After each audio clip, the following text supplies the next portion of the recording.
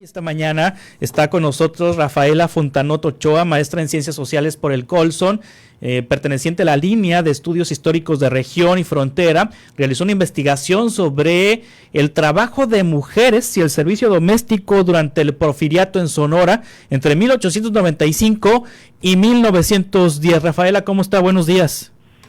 Buenos días, muy bien, Juan Carlos. ¿Ustedes cómo están? Muy bien también, muchas gracias por coincidir esta mañana. ¿Por qué investigar este tema, Rafaela? ¿Por qué se interesó en las mujeres del Porfiriato y especialmente en las mujeres de Sonora? Bueno, el Porfiriato es una época en que va a haber una gran inversión en la minería, el campo, la oferta de bienes y servicios en las ciudades. Y esto provocó una inmigración sin precedentes a Sonora de otros lugares del país y el extranjero, y se va a formar pues un mercado de trabajo en el que obviamente participaron pues las mujeres. Pensamos que los hombres, ¿no? Pensamos en la minería, en este tipo de ocupaciones, y nos remiten inmediatamente a los hombres, pero las mujeres, el trabajo tan necesario de las mujeres, ¿verdad? En los campamentos mineros, en los campamentos militares, en los campamentos ferrocarrileros para la elaboración de alimentos, por ejemplo, labores de limpieza como lavar y planchar o el cuidado de los infantes. También algunas de ellas fueron dueñas y administradoras de casas de huéspedes, tendejones, comercios, fábricas. Fueron obreras, jornaleras, profesoras de escuela, es decir, participaron activamente de este nuevo panorama económico enfocado a la economía del salario durante el Porfiriato en Sonora. Sí, la imagen que más se nos viene a la mente cuando pensamos en mujeres durante el Porfiriato son las Adelitas. Ah, claro. Sí, de hecho también desde ese momento fue importante su participación. Yo me encontré a las, que después se les llamó Adelitas, sí, pero eran mujeres del 20 Batallón de aquí de Sonora, que estaba apostado en el sur, por cierto, en la campaña contra de los yaquis, por cierto. Y eran mujeres que pues se encargaban de lavar, planchar los uniformes de estos soldados, y bueno, también su labor era muy importante porque bueno, lo que era la tropa en el sur de Sonora en esta época pues era bastante numerosa, eran miles de soldados. Sí, un papel importante en la economía de la región, el de las mujeres y su trabajo, pero ¿cuáles eran las diferencias principales entre las ocupaciones de hombres y mujeres? Bueno, lo que yo me encontré es que, bueno, en investigaciones antecedentes, porque este es un tema que se ha desarrollado también para otros países de Latinoamérica. Incluso estas transiciones a la modernización industrial se han investigado pues en Europa, en otros países. Bueno, aquí se habla de que se diversificaron las actividades, pero no. Las mujeres se siguieron dedicando como siempre a las labores domésticas y el cuidado de las personas, solo que en este caso lo hicieron ya para el mercado, ¿sí? Entonces vamos a encontrar a las mujeres, y esto es importante pues resaltarlo, en labores relacionadas pues con las labores domésticas, pero en todos los centros de trabajo, o sea, ya fuera un campamento minero, un hospital, incluso en las fábricas, etcétera, ¿no? Bueno, aunque también fueron obreras y tal. Y los hombres, pues dedicados a los oficios, sobre todo, como había sido en los ranchos y haciendas, en oficios como carpinteros, herreros, panaderos, y en las profesiones, obviamente, como médicos, abogados, banqueros, eran mejor pagados que las mujeres. Esta es una diferencia. ¿Por qué? Porque las ocupaciones de mujeres no eran consideradas importantes, pues dentro de una economía enfocada a la producción de mercancías, pues, y el emprendimiento de grandes negocios, ¿no? Ad hoc, pues, con la idea del progreso. Y va a ser en este momento donde habrá una mayor estratificación dentro de la división social del trabajo, y pues uno de esos factores de desigualdad va a ser el género, ¿no? Aparte de la clase social, y ahí es donde queremos llegar cuando hablamos de estas diferencias principales que se convierten en desigualdad en este momento, ¿no?, de la historia. Sí, dedicadas al servicio doméstico, la mayoría.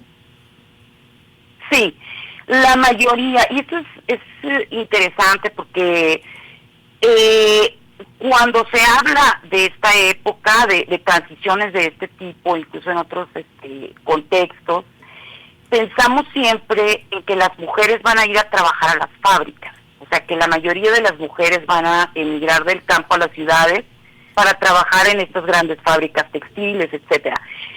En Sonora no fue distinto, solo que la industria era pequeña. Y estos nuevos aires, pues, de progreso, de una economía de acumulación de capital, de producción de excedentes, estaba más bien enfocado a la agricultura comercial. Entonces, estas mujeres que van a emigrar o se van a mover entre los distritos de Sonora, porque va a haber una gran movilidad, va a ser principalmente al servicio doméstico, de allí su importancia, pues, pero hay que pensar, ubicarnos en la época en que no había electrodomésticos, por ejemplo. Entonces, el servicio doméstico se dedicaba a labores que ahorita están mecanizadas, por ejemplo, ¿no? Incluso el servicio doméstico tenía que, por ejemplo, dedicarse de acarrear el agua, ¿no? Porque pues no había por tuberías, en fin, forma de hacerlo llegar a las casas. Entonces, para producir alimentos, por ejemplo, ¿no?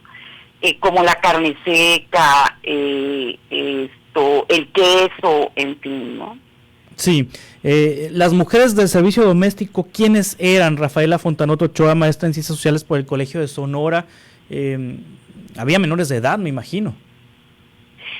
Fíjate que sí, de hecho yo estuve trabajando en un rango de los 16 a los 65 años, porque era la edad de la población económicamente activa en ese periodo, pero yo me encontré en las fuentes mujeres mucho menores, hasta de 11 años, trabajando como servicio doméstico.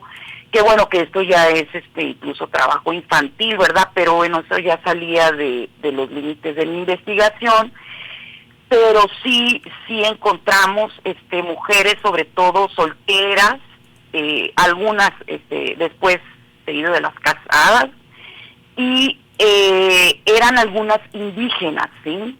Porque el servicio doméstico, la forma en que llegaban a estas casas y estos ranchos, las mujeres del servicio doméstico, algunas eran porque habían sido parte de alguna familia de rebeldes yaquis, por ejemplo. Entonces, cuando era apresada esta familia, a los niños y a las mujeres los repartían en las casas de familias de clase alta en Sonora. Esto es una costumbre que de muchísimo tiempo en Sonora, incluso antes del porfiriato, que se practicó como un escarmiento, ¿verdad?, a estos rebeldes yaquis que se atrapaban a los hijos de estas familias, a las mujeres, y se les ponía en el servicio doméstico de estas familias de notables, ¿sí? Sí. Y además muchas migrantes, o sea, venían mujeres. Esto es algo importante porque pensamos, hasta hace muy poco se empieza a hablar de la migración de las mujeres, porque antes se pensaba que solo los hombres migraban, pero no. Las mujeres, por ejemplo, aquí en Sonora venían desde entonces, estamos hablando de 1895, sobre todo de los estados vecinos como Sinaloa, Chihuahua, Baja California, pero incluso de lugares más lejos, hasta yo me encontré lugares de las mujeres que venían de la Ciudad de México, de Veracruz, incluso hasta de Yucatán, ¿no? Sí, ahora Rafaela Fontanot Ochoa, esta investigación que usted hace sobre el trabajo de mujeres y el servicio doméstico durante el Porfiriato en Sonora, en donde pues hay estos elementos de cómo separaban a las familias de indígenas, yaquis, y cómo eran sometidas estas niñas, estos niños a una especie de esclavitud o a la esclavitud misma. Esta investigación, ¿para qué nos sirve en la actualidad? Bueno, pues esto nos ayuda a entender cómo se construyó, por una parte, la desigualdad de género, ¿verdad? Cómo se va construyendo, ¿sí? La desigualdad de género, cómo son las relaciones entre mujeres y hombres, y también aporta a la historia del trabajo, ¿verdad? Porque como yo te decía al principio, pues cuando escuchamos Porfiriato y luego lo relacionamos inmediatamente con la Revolución Mexicana y tal, pues pensamos, por ejemplo, en los obreros de Cananea, ¿verdad? De la mina de Cananea, sí, y tal. Pero bueno, aquí también en este contexto hubo muchas mujeres cuyo trabajo fue muy importante y además se resistieron al poder también y al control y la vigilancia. Las mismas mujeres del servicio doméstico. Yo me encontré mujeres que resistieron de formas muy ingeniosas, por cierto, para defender su salario del endeudamiento, que era muy común, ¿no? Que se endeudara a los trabajadores, tanto a peones, obreros de fábricas y al servicio doméstico incluso. Y estas mujeres se defendieron contra sus patrones, reclamaban su sueldo, conocían la legislación, porque en Sonora hubo una legislación que el Estado trató de mediar entre los patrones y las domésticas, sí, para que disminuyeran el endeudamiento y ser como un mediador en esta transición del sirviente como miembro de la familia y ya un empleado, ¿no? En este nuevo contexto de un liberalismo económico, ¿no? Y las mujeres del servicio doméstico, yo me encontré algunas que sabían muy bien de lo que eran las leyes y se valieron de prácticas allí ingeniosas como para acusar a sus patrones de que les quitaban el sueldo y cosas por el estilo, ¿no? Rafaela Fontanot, ¿dónde podemos encontrar esta investigación? Bueno, esta es una investigación producto de mi tesis, es una tesis de maestría del Colegio de Sonora y la pueden encontrar en la biblioteca del mismo colegio, en la biblioteca Gerardo Cornejo, allí la pueden solicitar, e incluso creo que se puede leer en línea, ¿no? Creo que se puede descargar. Muy bien, Rafaela Fontanot, muchas gracias por estar con nosotros esta mañana. Al contrario, gracias a ustedes, que hasta pronto. Buen día. Es maestra en Ciencias Sociales por el Colegio de Sonora, Rafaela Fontanot Ochoa, en este trabajo que hizo sobre las mujeres en el Porfiriato.